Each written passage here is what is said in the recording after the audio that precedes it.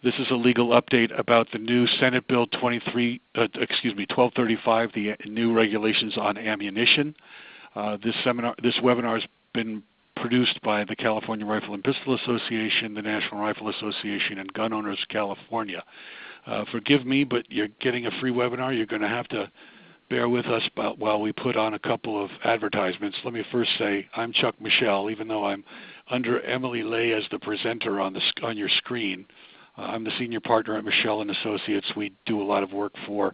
I've been my pleasure and privilege to represent the NRA and the CRPA in California for the last 20 years on a variety of different issues. Speaking with me today will be Joseph Silvoso, my regulatory compliance counsel at Michel and Associates. He's sort of the specialist on these new laws. We initially started to put these to summarize these laws in a narrative form, in a legal memorandum. That quickly got out of hand. It's now 66 pages long, so we've kind of condensed things and put it into this webinar format, which we're getting a much more favorable response to. So I appreciate everybody coming on board today to listen. We have about 700 people listening in right now, and another 500 or so that had registered and will no doubt go online to see it afterwards on the recorded version on the CRPA's website. Because we do have this 66-page memorandum available, we're going to roll that into the 4th edition of the book that Joe and I have written called California Gun Laws, A Guide to State and Federal Firearms Regulations. If you pre-order that from CRPA, we'll send you the 66-page summary, not really a summary, it's a fairly detailed analysis of what all of these new laws do. And then when the book comes out, you get the summary, you get the 66-page memo now, and then you get the book when it comes out in Thanksgiving, around Thanksgiving, hopefully at the beginning of November. Anyway, so that, I think, covers a lot of the basics that may or may not be covered as we cover some of the stuff here. This is my law firm. These are the people that work for the NRA and CRPA every day. Keep in mind, if you use legal services and you are using one of these big firms that does pro bono work for the gun ban lobby, your corporate work may be subsidizing some of the work that actually goes against our interests in the right to keep and bear arms. There's a group called the Law Center to Prevent Gun Violence up in San Francisco, which is essentially the law firm for the gun ban lobby that gets a lot of free work from some of those other law firms. So you should ask whatever law firm you may or your friends may be using, whether or not they do pro bono work for the gun ban lobby. So if someone has legal work for us, we do lots of firearms related work, but we also do environmental, land use, general civil rights, labor and employment. So please let us know if we can help you out. We do offer free consultations. So I also want folks to know what the CRPA is. On our last call, lots of people hadn't heard of the CRPA. CRPA is the California Rifle and Pistol Association. It's the official state association of the NRA. And CRPA and NRA work together in California.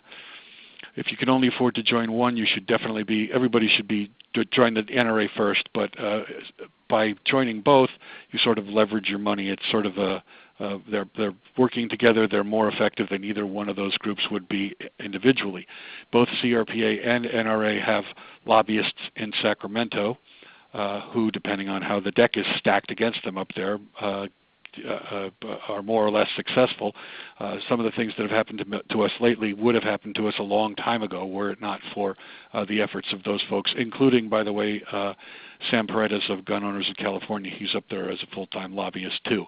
The NRA has 3 staff from the Executive Vice President's Office of Wayne LaPierre working in California full-time, and 1 person from the Institute for Legislative Action, along with all their grassroots volunteers and my law firm doing work for the NRA. So in our last call, we got a lot of questions from folks about the structure of the gun rights lobbies, the gun rights associations in California. Hopefully this kind of fills you guys in on that. These are the things that the NRA and the CRPA do together in California. So the legislative advocacy is our lobbyists up in Sacramento, local ordinance and monitoring and opposition. There are a lot of efforts to pass local ordinances that are bad for gun owners. If you hear of those, please bring them to our attention, because we routinely fight back against those. One of the things that we're facing right now is an effort to shut down the Del Mar Gun Show down in Orange County. So we'll be sending out some information about that to rally everybody to oppose that, and we'll also be telling them that what they're trying to do is not legal. Hunting regulations and petitions. There's a move to ban hunting in California completely. The Humane Society of the United States is spearheading that effort. They want to reintroduce grizzly bears, coyotes, mountain lions, and other predators so that the deer and elk and any other game population gets so low that hunting is not sustainable. Firearms regulations, DOJ watchdog. The DOJ Firearms Bureau passes regulations that affect gun owners, just like the Del Mar's in San Diego County. Good point, someone. Thank you there. The DOJ is constantly under the leadership of Kamala Harris trying to come up with ways to pass regulations or policies that make it more difficult for folks to get a gun or use a gun. So we're constantly pushing back against that, monitoring what they're doing. Of course, NRA and CRPA both put on shooting programs and training programs and coordinate grassroots volunteers and NRA members' councils throughout the state. So if you want to try and help out with any of those things, first thing to do is to register to vote. There's between 8 and 12 million gun owners in California. If they would all If 500,000 of them would register to vote, we would take this state back. So please make sure you're registered and get your friends to register so that we can have a difference in some of these elections coming up.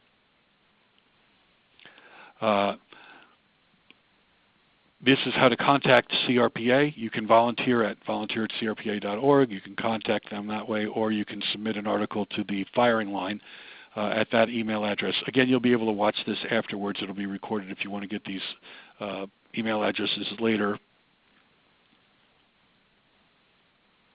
And also go to crpa.org/California Connections and get plugged into our Facebook pages and Twitter and Instagram and into Google Twitter Face is what the conglomeration of social media outlets seems to have come into.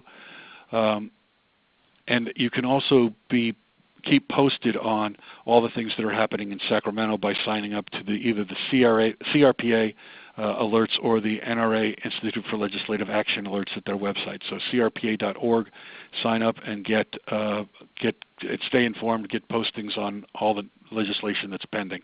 I will say a quick word about Veto Gunmageddon, which some folks are asking in the chat room here. We're out there every weekend trying to get signatures on the petitions that would veto these bills, and so please get out there and do sign those. They're at multiple locations throughout the state. CRPA and NRA both have those at all their events, but gun stores across the state have them as well. But keep in mind, no matter what happens with that signature gathering initiative or with the veto referendums, that is one battle in a long war. We need everybody engaged to help us fight that fight. So if we get more gun owners engaged, if gun owners actually participate in the process, we can take back this state. We can protect our right to keep and bear arms. And I'd ask all of you to help us out with that. Our next webinar will be August 31st on the last portion of the new bills, the theft and reporting requirement and the large capacity, so-called large capacity, they're actually standard capacity magazine possession ban that has also been passed. So please mark your calendars and by all means listen in on that one too. So I think we're first going to take a poll here, and then we will get into the substance of the presentation. So our first poll is, are you willing to help a pro-gun candidate run for political office? I see that a lot of people are, and that's very encouraging.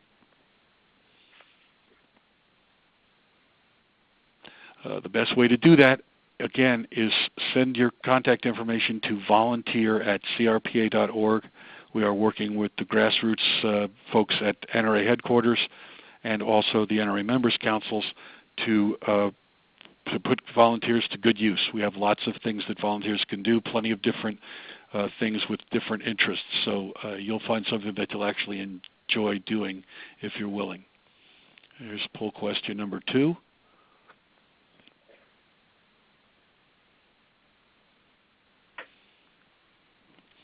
That is very, very encouraging. I can't tell you how encouraging it is to see folks being willing to volunteer.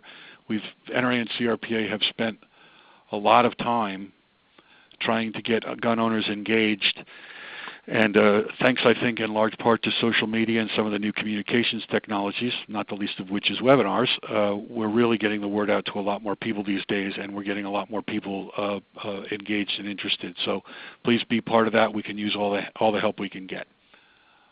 So with that, I think I'm going to turn this over to Joe Silvoso to talk about what the new bill on ammunition would do, and also what the Newsom Initiative, if it passes, would do. Joe? Okay. Hey, everybody. Good to talk to you again. If you participated last week, thanks for coming back. Those of you who missed the presentation from last week, it has been recorded. But nevertheless, thank you for the newcomers who are coming by. We have basically the same or similar amount of people that we had last time for the assault weapons. To handle a couple of housekeeping issues. I've already seen a number of questions kind of scroll on by in the chat box. Like Chuck mentioned, we will try to address a number of those while this is going on, or at the end of this. However, there will probably be far too many questions for us to address here. Nevertheless, keep on asking them, because similar to the assault weapon presentation, we will be compiling those and putting together a list of most frequently asked questions. There were so many questions for the assault weapon lecture last time. We're still kind of putting all that stuff together, and on top of that, CRPA still keeps on getting questions addressed directly to it. But nevertheless, keep on submitting those questions to CRPA or in the chat box, and we'll keep the chat box open once I'm done here for you to keep on providing questions after I've spoken here for the next, let's see, about 30, 45 minutes or so on these issues. So keep that in mind, that we might and probably won't be able to get all of your questions answered. I have seen a number that we will be addressing anyway, so I hope those will be addressed from most of you anyway. But like Chuck said, we'll be talking about the recently enacted ammunition bill and talking briefly on how that is cross-referenced or affected by the Newsom Initiative, Prop 63. And how those things intersect and may be changed, especially this bill may be changed with the passing of that initiative, if it does pass, and if it doesn't pass, what the law will be, at least on the books right now. But like I mentioned last week, and I'll mention it again, and I'll mention it again next week, a little bit of a legal disclaimer. We're not covering the full scope of these laws. I couldn't do that in the amount of time that we have. If I had 2 hours, I probably wouldn't be able to cover the full scope of just the ammunition stuff alone. So bear in mind that we are watering down this stuff to a certain extent so it's presentable and digestible. The best places to get those laws would, of course, be the law itself. If you, like Chuck mentioned, pre-order California gun laws through CRPA, you'll get a copy of the, for lack of a better word, treatise that we put together on these new laws. And then, of course, these new laws will be incorporated into the 4th edition of California gun laws, and we'll be going into this stuff in minute detail. But for purposes of this presentation, especially a lot of the exceptions to the requirements, I even will say in the slides that I'm not covering or fully explaining all of the exceptions, because if I were to do that, we'd probably just have a 3-page list of a bunch of people who are going to be exempt from some of these requirements. So keep that in mind as well. Also, our friends up in Sacramento still can change things potentially. It would be somewhat doubtful this session that they'd be able to get something in, but heck, they suspended rules once this session already to shove a bunch of gun laws down our throats. It wouldn't be unheard of for purposes of this year, but nevertheless, it's probably unlikely. Also, even though I'm going to be talking about the laws as they have been signed by the governor and will go into effect, at least go onto the books of January 1st of next year, they are subject to change or further clarification by the California Department of Justice in putting together the rules and requirements for all of these processes I'll be talking about. And then, of course, nothing prevents our friends in Sacramento from changing their minds about these laws next session. And then last but not least, and especially for purposes of this lecture, we also have the Newsom Initiative that could change. And like I said before, I'll be addressing some of those changes, most certainly not all of them. And I most certainly will be not going into minute detail about the Newsom Initiative. We may be doing a webinar as we get close to voting time on the full implementation or full applications of the Newsom Initiative, so people know what they need to be voting against in November. But that would happen sometime in the next couple of months. So just bear Joe, all hold of on that one second right there. Go ahead. Folks should go to the Coalition for Civil Liberties webpage and Facebook page for information on the Newsom Initiative. That California's campaign finance laws don't allow NRA or CRPA or GOC to basically campaign directly against Newsom. You have to form a PAC, and so they've all come together under that PAC. It's at stoptheammograb.com or at Coalition for Civil Liberties Facebook page.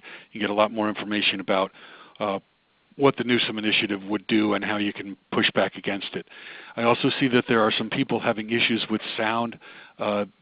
We have sound through the speakers of your computer, but also you can, if you can't get that to work, and double check and make sure your mute isn't on and isn't off and is off, and your speakers are turned up. But if that doesn't work, there are a limited number of call-in lines that you can hear the hear the audio directly on your phone.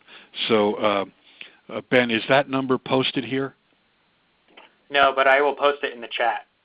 Okay, so watch the chat, and you'll see there's only room for 150 people to call in. So if you're getting the sound over through your computer, just stick with that. But if some of you are still having problems, you can. We have room for 150 people to call in on the phone line. Okay, with that, I'll turn it back to Joe. Okay, thanks.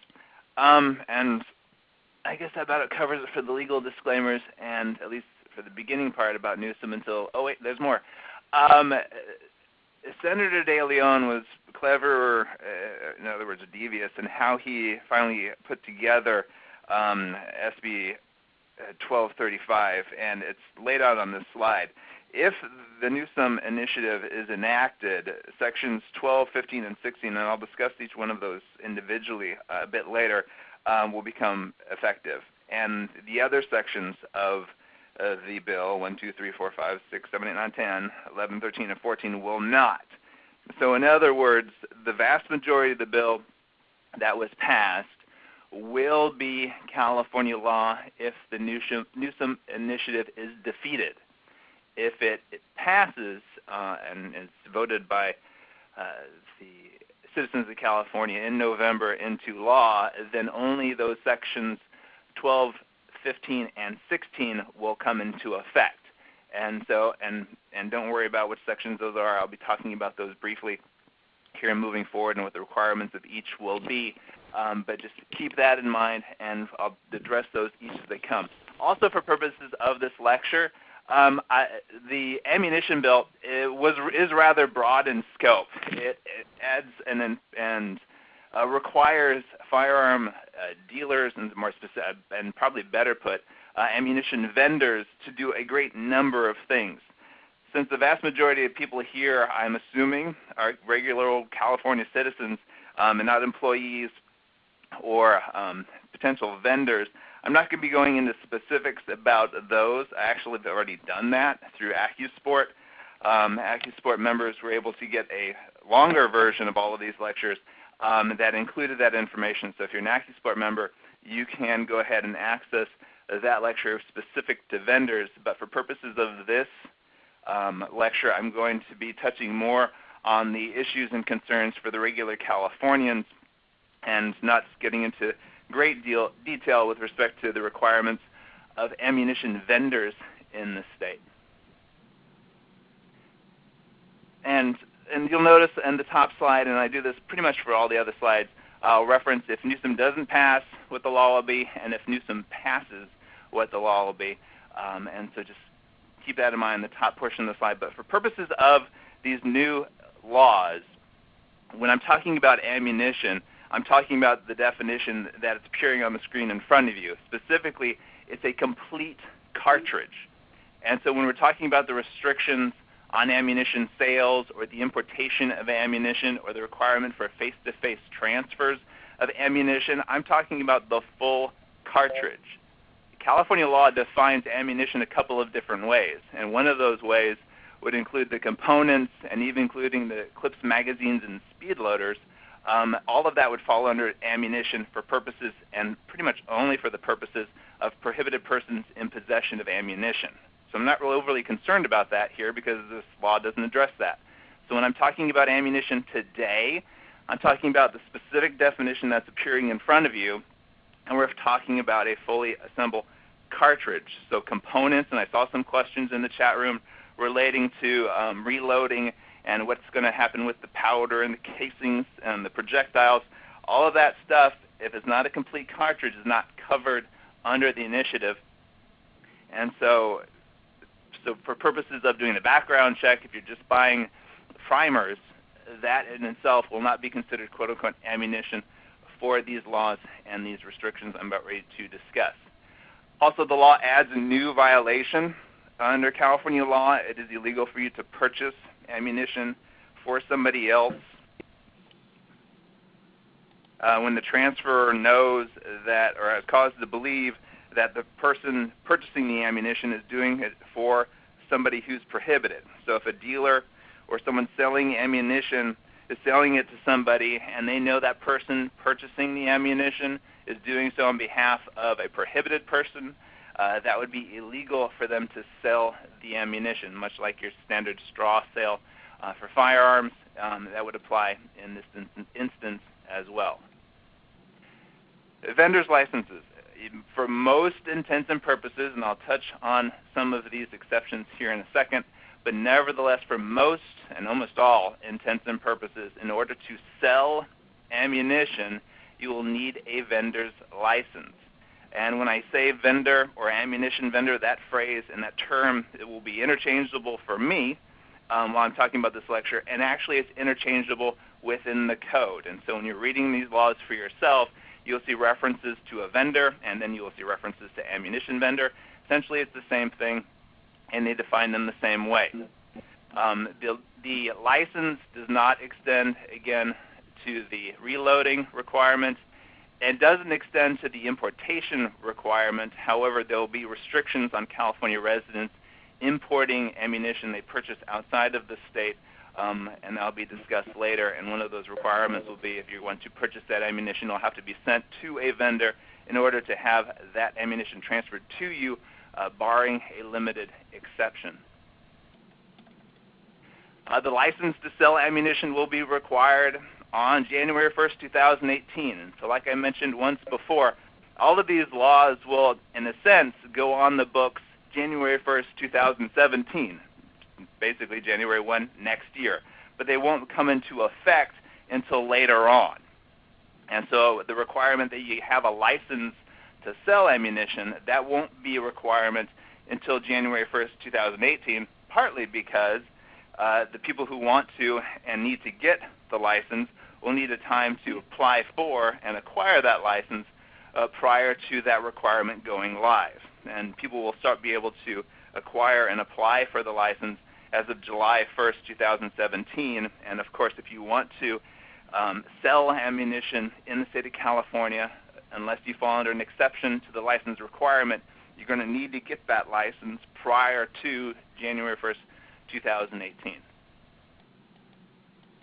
And some of the individuals or entities that don't need and will not need a vendor's licenses, we're talking here, and again, I am being very broad on this. There are very specific requirements for a lot of these exceptions I'm laying out here. My strong advice would be, if you think you fall under one of these exceptions here, confirm it with the code section itself, maybe pre-order a copy of the California Gun Laws book to see the analysis that our office provides concerning these exceptions, and or potentially talk to a lawyer who knows California gun law to discuss further whether or not you fall under any of these exceptions. But some of the exceptions that would apply to the requirement of having a vendor's license to sell ammunition would include your commercial hunting clubs, domestic game bird clubs, nonprofits, certain nonprofits that are engaged in the recreational shooting or lawful hunting activities, your target facilities. Target facilities specifically phrased in the code section, but nevertheless, most of your ranges would not necessarily need a vendor's license, and as I'll discuss later on, will not need to conduct background checks and or take purchaser information. However, you'll notice a number of these exceptions or these groups that are accepted have an asterisk next to them. Look down at the bottom of the screen. For almost all of these exceptions that have the asterisks, they're going to need to and require the ammunition to be used on and exclusively on site, and typically in association with the activities that that organization does. And so for the commercial hunting clubs, you're going to have to use it on the club's facilities specifically for purposes of hunting and nothing else. And so you couldn't use it for potentially target practice, and you most certainly could not use it or purchase the ammunition and then take it off-site. The club would get in trouble with that because then they would be selling ammunition without a vendor's license in that situation. There are a couple of other limited exceptions for persons who sell no more than 100 rounds within a month and no more than 250 rounds in a calendar year. And then there are restrictions on selling 50 rounds, but that's pretty limited to immediate family members and between licensed hunters who are both engaged in the act of hunting. So just bear that in mind. A lot of the exceptions, certainly a lot of the exceptions I'm going to be talking about here later on with respect to the background checks and the purchaser information acquisition requirements, they're going to be allowed for a number of these clubs and most certainly target range or licensed target ranges, I should say, but they're almost universally going to require that ammunition to be acquired and then used at the facility, and that's it. The ammunition will not be able to be removed from the premises. Access to ammunition in your local stores. Vendors will not be able to have employees who they know or reasonably know are prohibited from possessing, it says it's their ammunition, but for all intents and purposes, it's firearms and ammunition. If a person's prohibited from owning and possessing firearms under California and federal law, they are typically, likewise prohibited from owning and possessing ammunition. And so in that situation, a vendor can have an employee they know who's prohibited to have custody control over the ammunition. And then for us purchasers in the state of California, it's going to be kind of like the razor blade situation in your local supermarket. And they have that case wherein you can't access it without the employee getting the key and giving you access to the razor blades in order for you to buy razor blades. Your firearm dealers, and more accurately put, your ammunition vendors can only display ammunition that in a way that allows or prevents the purchaser from having access to it without a vendor or employee assistance. And so a lot of your gun stores will have the ammunition or have to put the ammunition either behind the counter or in a lot of cases, in a lot of the stores I've been into, that's not even practical because, well, heck, they have the firearms behind the counter. They don't got room for the ammunition, so they're going to have to come up with a way to prevent access to the ammunition by members of the public when you come into their stores. It's going to be a huge pain for the vendors to either remodel or redo their stores for purposes of these requirements. Starting July 1st, 2019, you're going to need to get a background check in order to be able to purchase ammunition. For most people, this background check is going to cost $1, but that will be contingent on you having, oops, I backed up. Oh, no, I did not. I'm sorry. Actually, I'm going to move forward half a second because that's basically how they're going to do the background check on that slide. That's going to be contingent on you having a firearm registered to you in the automated firearm system and you not appearing in the armed prohibited persons file. And basically how this is going to work is that when you go in on July 1st, 2019, to purchase your ammunition, they're going to run your name through a California Department of Justice automated system. And what that system is going to do, in theory at least, will be automatically check one to see if you have any firearms registered to you. If you do, fantastic. Then it'll double check to make sure you're not in the Armed Prohibited Persons file or Armed Prohibited Persons system. And so the Armed Prohibited Persons system is a list of people who have registered firearms and are prohibited promoting and possessing firearms. So you, a lawful firearm owner, and for someone who wants to purchase ammunition, should not appear in the Armed Prohibited Persons file. And so they'll confirm you have a firearm registered to you, and then as a result, confirm that you aren't in the Armed Prohibited Person file, and then at that point, proceed with the firearm transaction. For those of you who don't have firearms registered to you, and that most certainly would probably include anybody who's visiting from outside the state of California, who's never purchased a firearm in the state of California, and had that firearm registered at the time of purchase to them in the automated firearm system. And yes, I do know about the times relating to when firearms are registered in the system, and long guns specifically, but I'm not going to get into detail about that. But nevertheless, a lot of people coming into California from outside the state who want to purchase ammunition here will most certainly not have firearms registered to them, and most certainly some first-time shooters or people who have family members who have firearms, and then typically will use those firearms when they go to the range. They may not have firearms registered to them. There'll be a separate application if they don't have any firearms registered to them in the automated firearm system, wherein they can do a single ammunition transaction. Unfortunately for them, the cost for that, which will be established by the California Department of Justice, but the code specifies that that cost cannot exceed the current DROS, or dealer record of sale fee, of $19. So those unfortunate individuals, well, maybe fortunate individuals, depending on who you are, who don't have any firearms registered to them in the automated firearm system, will have to go through this process, versus everybody else who, if they have a firearm registered to them in the system and are not in the Armed Prohibited Person database, they would just need to pay the $1 fee for the automatic background check. Again, all of this stuff will be required, and if a dealer does not have confirmation, and if the dealer cannot get confirmation from the California Department of Justice that the person is eligible to possess the or acquire the ammunition, they will be prohibited from transferring the ammunition. So if DOJ, who has a horrible track record in implementing computer systems and programs, if they can't get this to work where it's instantaneous, you may be twiddling your thumbs at the gun counter for quite some time while the system coughs and wheezes and eventually prints out whether or not you're eligible to acquire that ammunition. I hope they get the system up and running, first of all, when it's required to be up and running and working correctly at that time, but this will remain to be seen. And again, DOJ doesn't have the greatest of track records in implementing these things and having them work perfectly on day one. Exceptions to the background check requirements. Like I mentioned before, there's going to be a whole slew of these. As it says at the bottom, this is most certainly not a comprehensive list.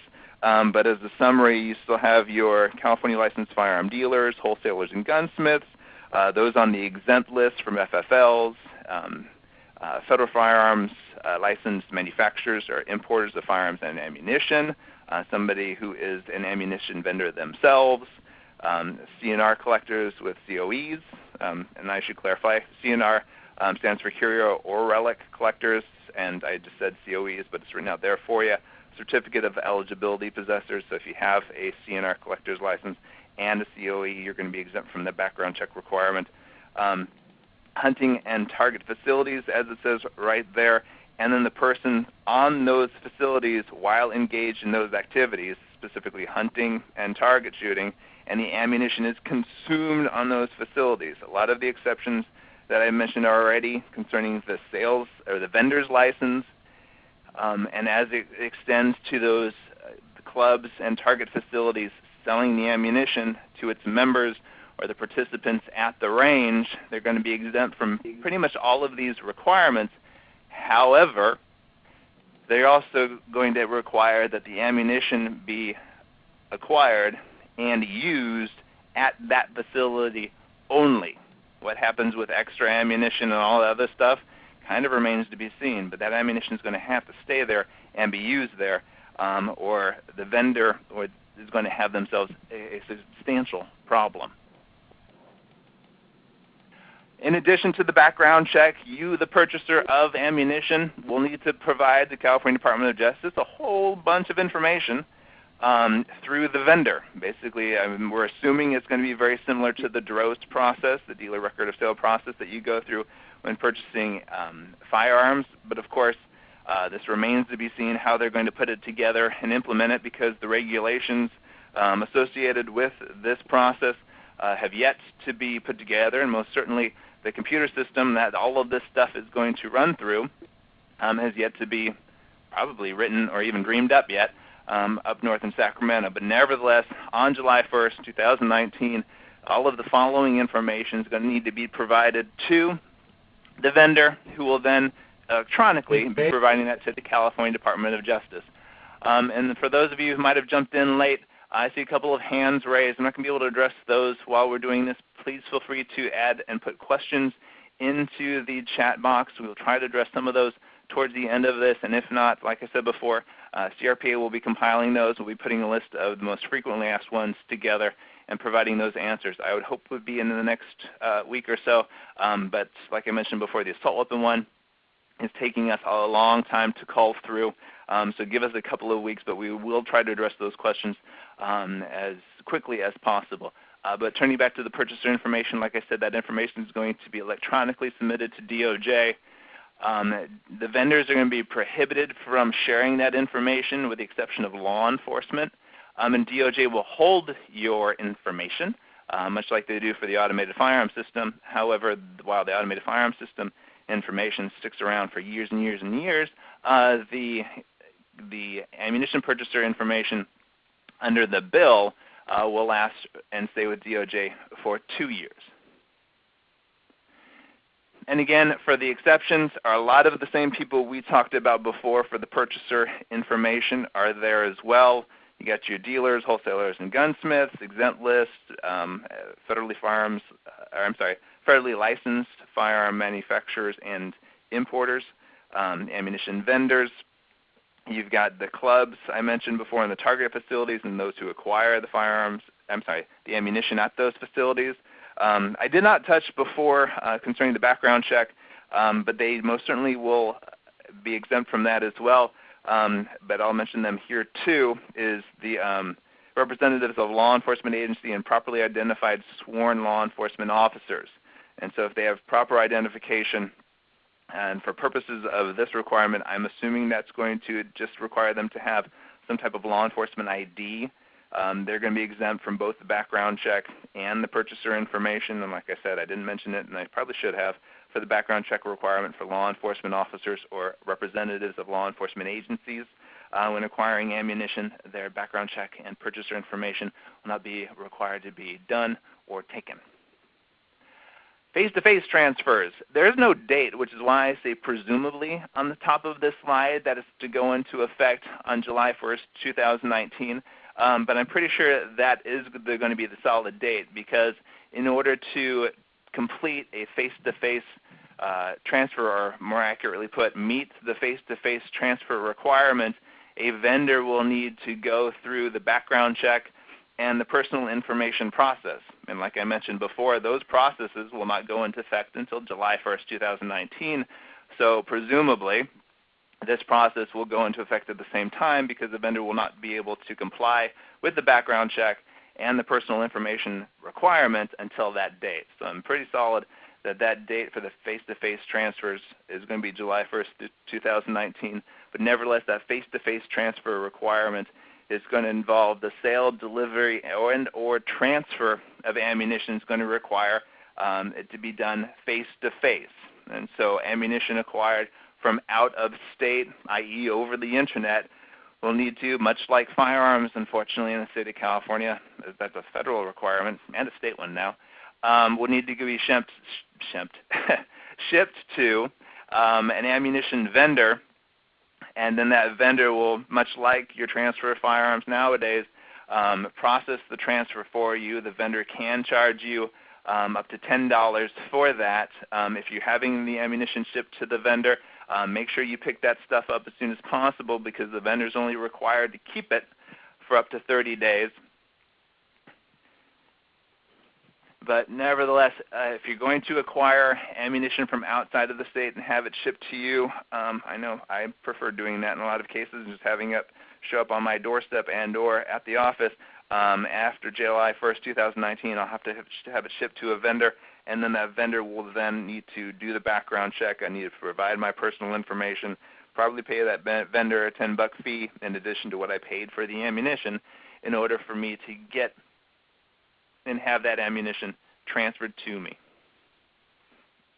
And again, much like the exceptions I mentioned once before, you see kind of the same ones rear their heads again. Again, this is not a full list, but you have your California licensed firearm dealers, wholesalers, ammunition vendors, of course, can have the ammunition shipped directly to them, licensed DNR collectors with COEs, your representatives of law enforcement and properly identified sworn law enforcement officers, and of course the clubs and the target facilities I've mentioned before. They can have that ammunition shipped directly to them without the face-to-face requirement or having to go through an ammunition vendor for purposes of this transaction. And then on top of that, much like the restriction on private party sales of firearms, there's going to be a restriction on private sales of ammunition.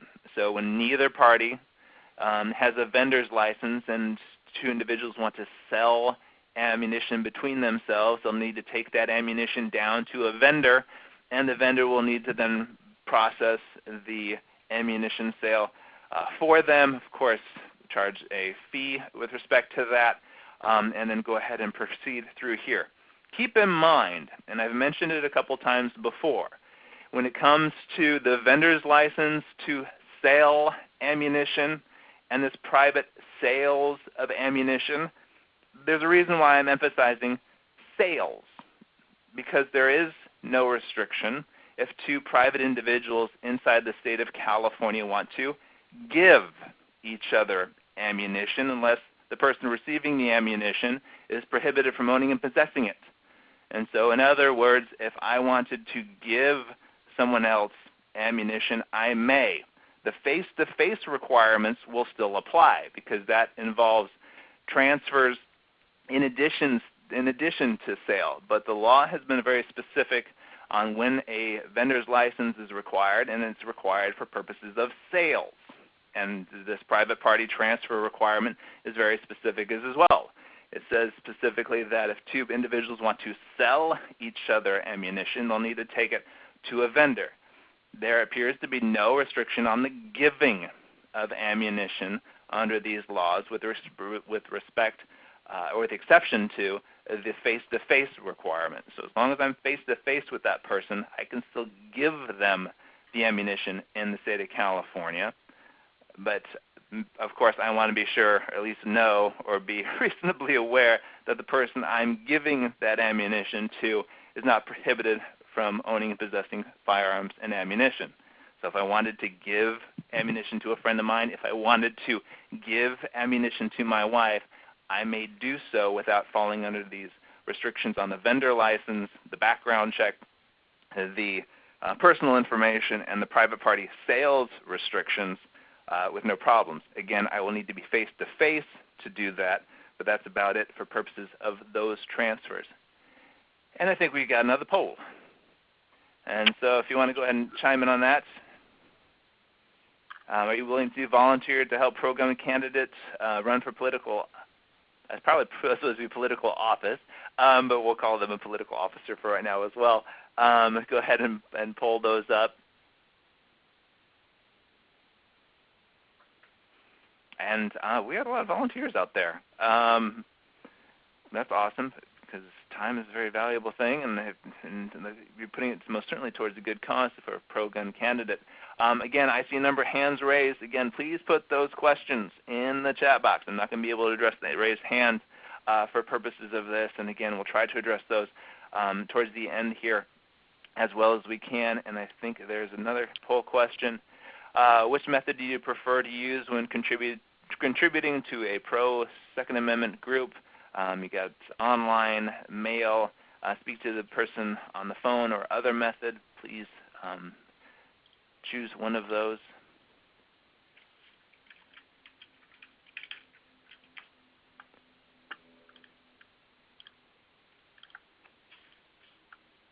And we're still getting some responses to that.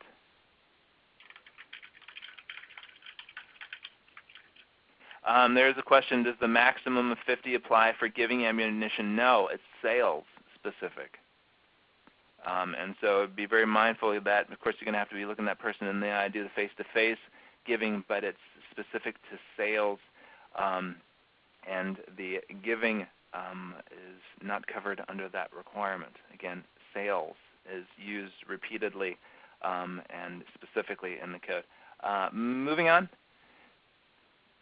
Ban on the importation by a resident, much like the restrictions or the requirements for background checks and for personal purchaser information. This goes into effect July 1st, 2019.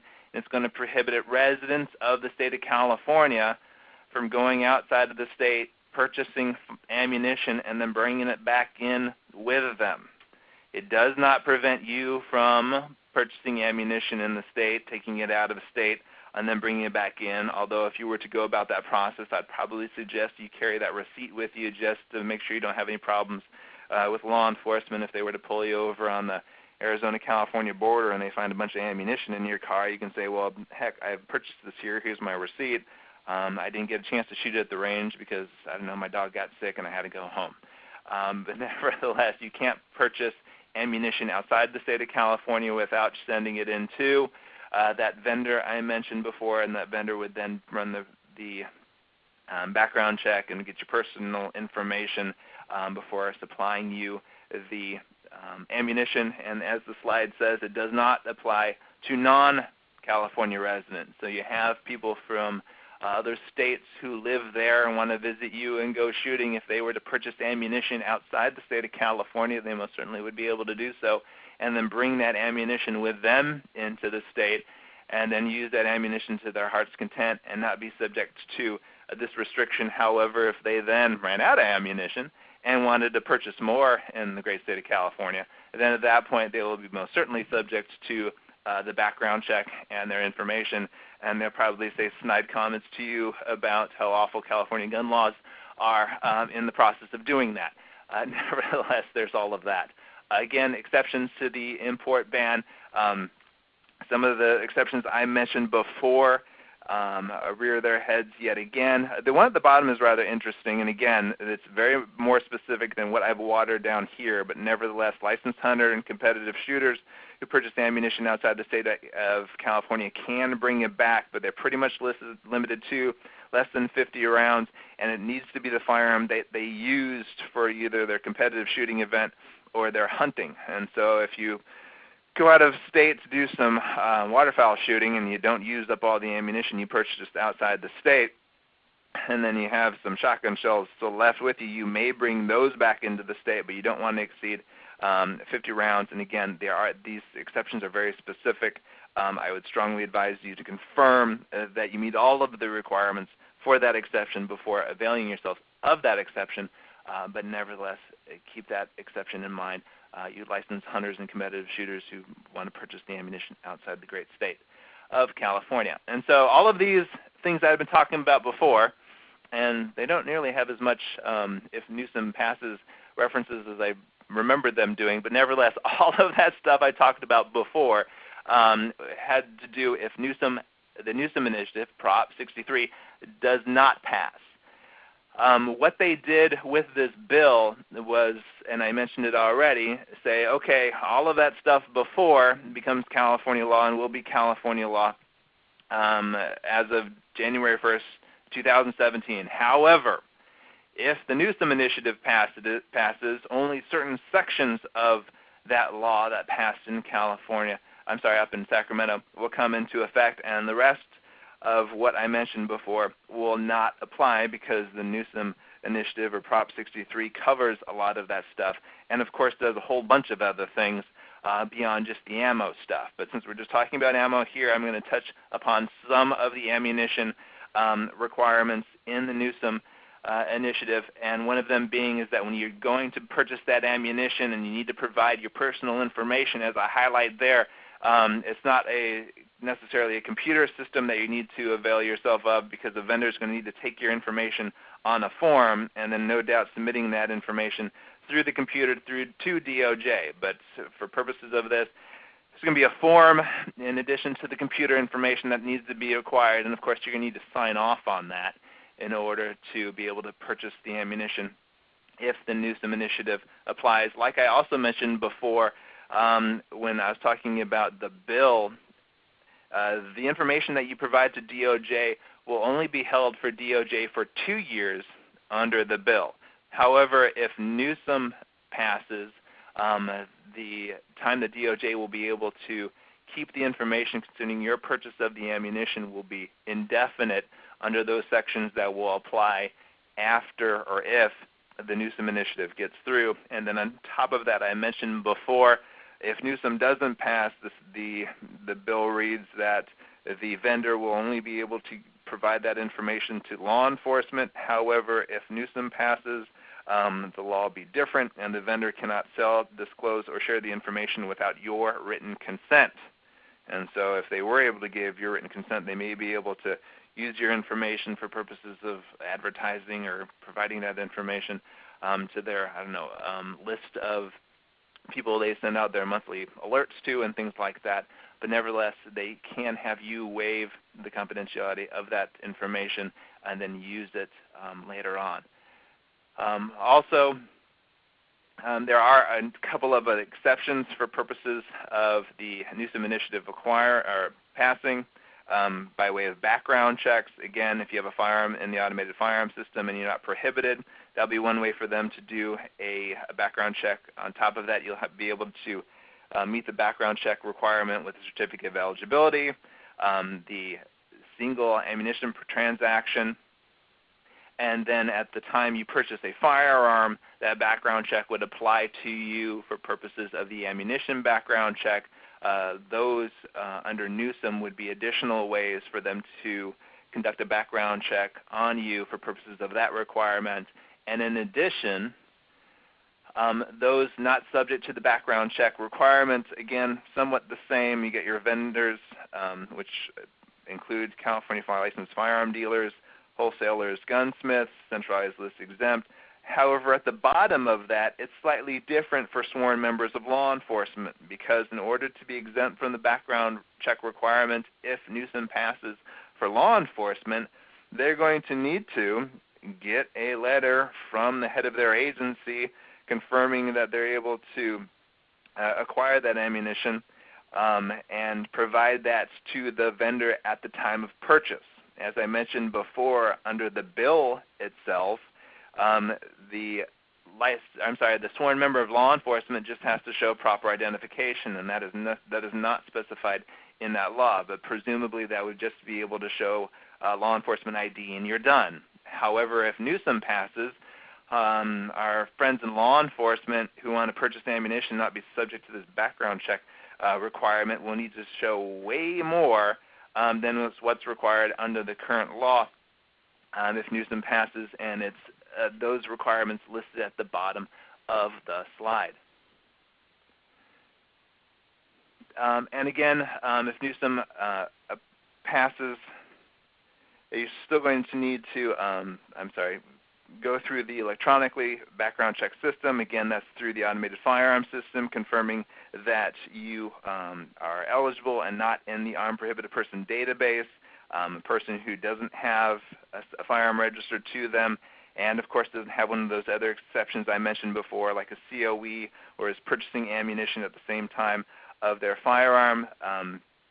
They will need to come up with some other way to do a background check on that. But nevertheless, it's not entirely clear what that process will be. The permit permit requirements process that is currently in Newsom, presumably under this bill, and if Newsom becomes law, will not be the requirement. But that will remain to be seen if the Lieutenant Governor is satisfied with the requirements of this bill as it affects and changes his initiative. And last but not least, for purposes of the Newsom Initiative, a lot of the other foregoing stuff I mentioned before would become law and is mirrored with the current law as it was passed in SB 1235.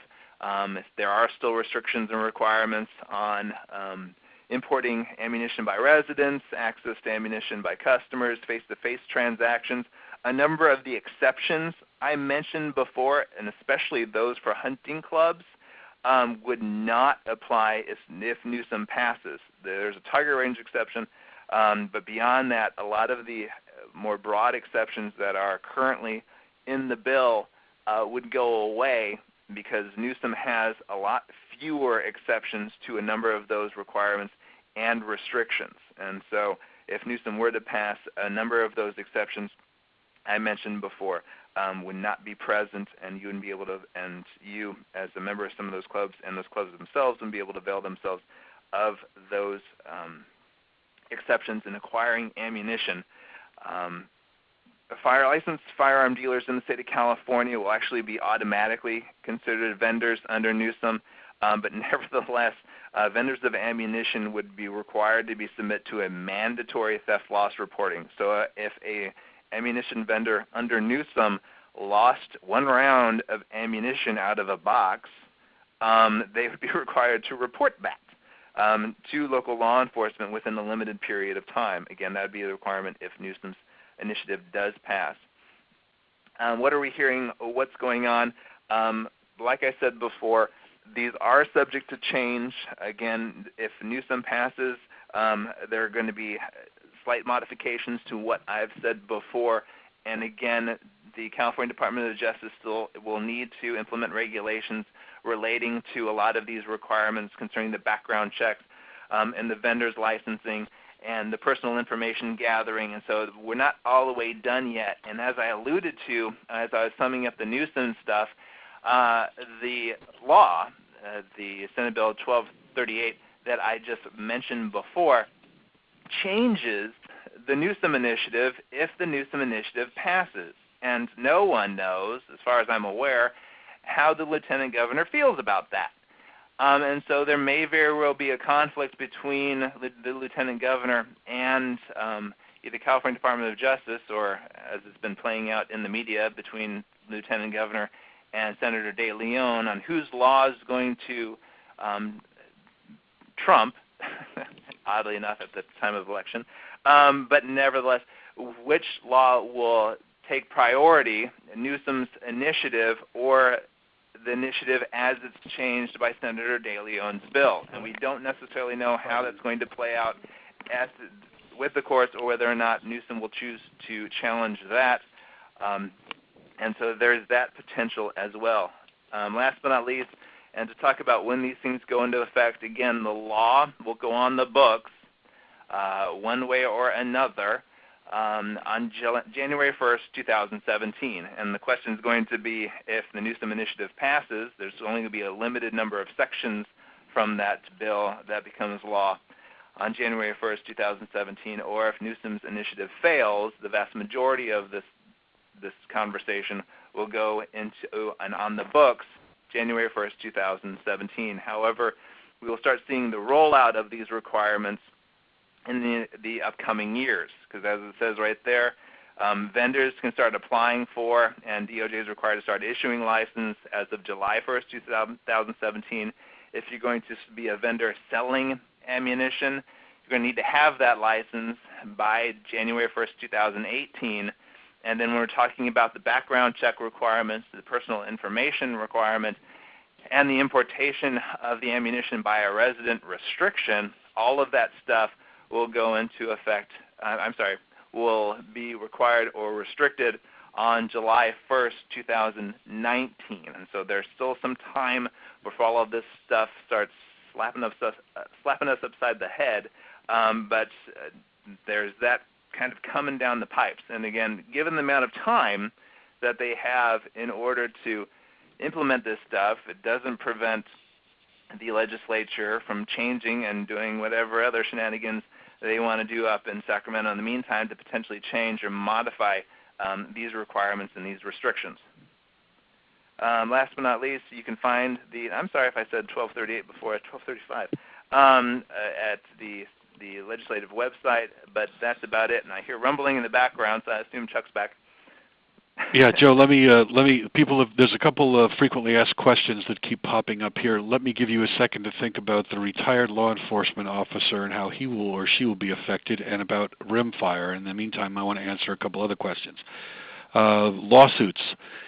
If Donald Trump puts the justices that he has previously identified as his picks for Supreme Court on that court, there will be lots of lawsuits. There will be many lawsuits. There will be all kinds of Second Amendment challenges, because we will have a Second Amendment that actually means something and has some teeth. If Hillary Clinton gets in, she will stack that court. There will be a litmus test for those Supreme Court justice appointments, that they have to be against the Second Amendment, and they have to be willing to read the Heller decision that was written by Justice Scalia in a way that Justice Scalia never intended. And unfortunately, that's the way that a lot of courts are reading the Heller decision, not just in California but across the country, most recently, unfortunately, in the Peruta case, which is on its way to the Supreme Court. But if we don't get the judges that cause us to win there, may not make it. But we're also looking at multiple legal challenges to the way these laws get implemented. Once a bill is passed, once a law is passed, it goes to the executive agencies to enforce. And the DOJ Firearms Bureau is way over its head. If you recall, I mentioned earlier that we, as part of our job for NRA and CRPA, we watch that.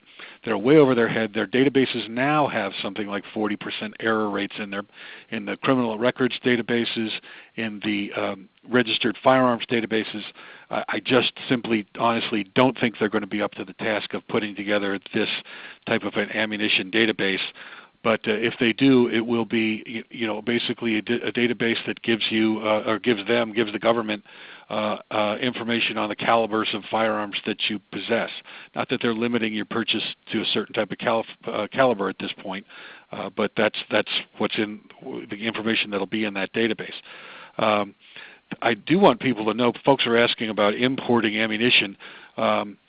And whether or not CHP will set up or somebody will set up inspection stations. Everybody should know that right now, when you go to the Reno or one of the Arizona gun shows, there are California law enforcement agencies at those shows now.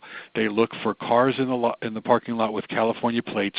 They contact the DMV. They get the picture of the person to who that car is registered, the name and everything. And then they will go into the show and look for that person. And if they find that person buying magazines or anything else that's not allowed to be brought back into California, they will follow that car back into the state and pull you over on the way as you enter into the state of California. So that's being done now. People need to be very, very much aware of that and careful at not just out-of-state gun shows, but in California there are undercover officers and confidential informants working those shows all the time, trying to get people to participate in, $200 for a Colt Python, no paperwork in the parking lot. If it sounds too good to be true, it's probably a sting. Some folks are asking, is it better to vote for or against Newsom? Newsom is worse than this. This law is bad. The statute that was passed by Sacramento is bad. Newsom is worse. So we definitely do not want Newsom to go into effect for multiple reasons, not just the ammo restrictions or the new ammo requirements that the Newsom Initiative, Prop 63, would put into effect. Joe, I'll turn it over to you on retired law enforcement officers. Yeah, there are no exceptions for retired law enforcement officers. So at that point, once you retire, you're not a current active sworn member of law enforcement. You're going to be subject to the requirements just like everybody else. They didn't really build the exception for law enforcement into this bill like they did, for instance, for the large capacity magazine one that we'll be talking about next week. But nevertheless, for purposes of this, nothing. There is no additional exceptions for retired officers. Chuck mentioned, and I didn't see the question with respect to rimfire. I'm assuming it's a question that relates to both the definition of ammunition and whether or not rimfire ammunition would fall under the definition of ammunition for purposes of this bill. I would assume so, yes. Despite the fact that the definition is specific on the parts of the cartridge, and it does reference a case primer separately, and I believe there's a comma missing there.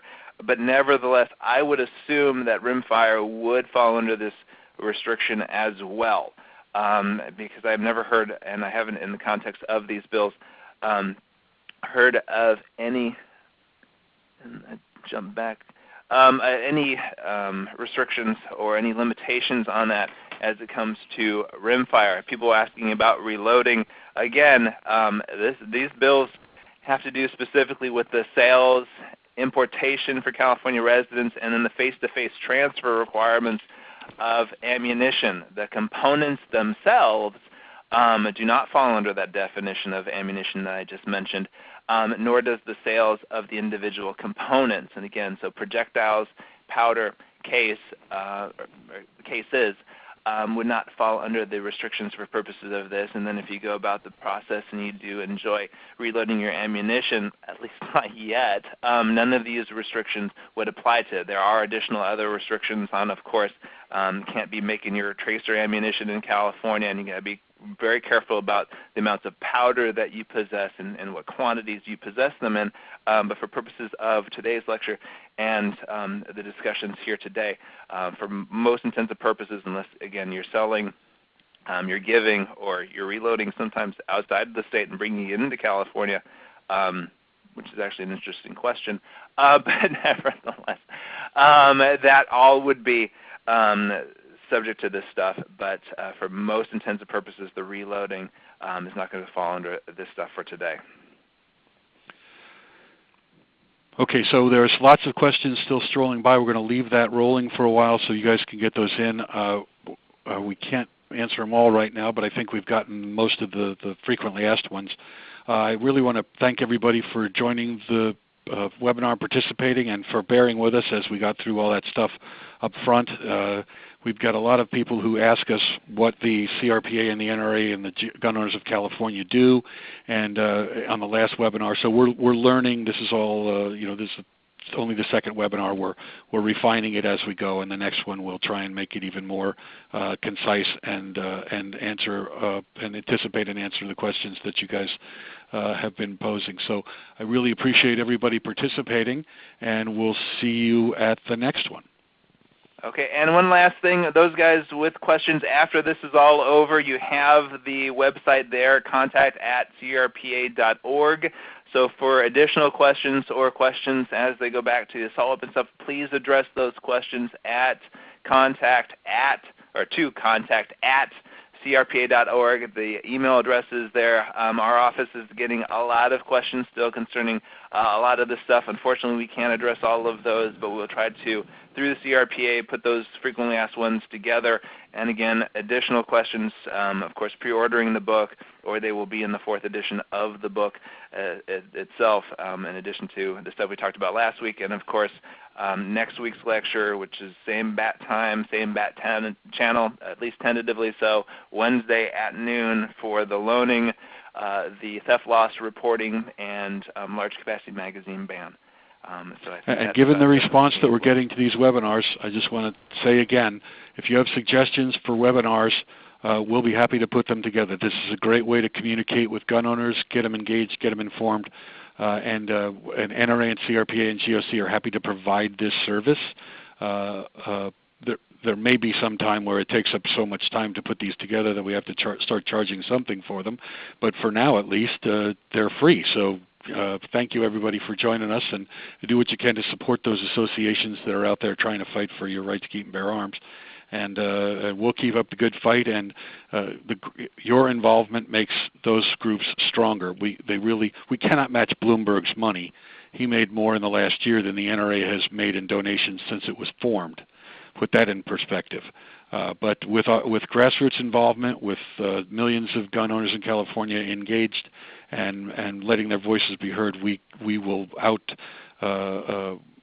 win over the billionaires club that just wants to buy the election. So thanks again for your participation, and stay informed and involved. Yep, and any further questions, feel free to put them in the chat box. We'll leave that open for the next 5-6 minutes or so, but both of us are signing off. Take care, everybody. Talk to you next week at noon on Wednesday.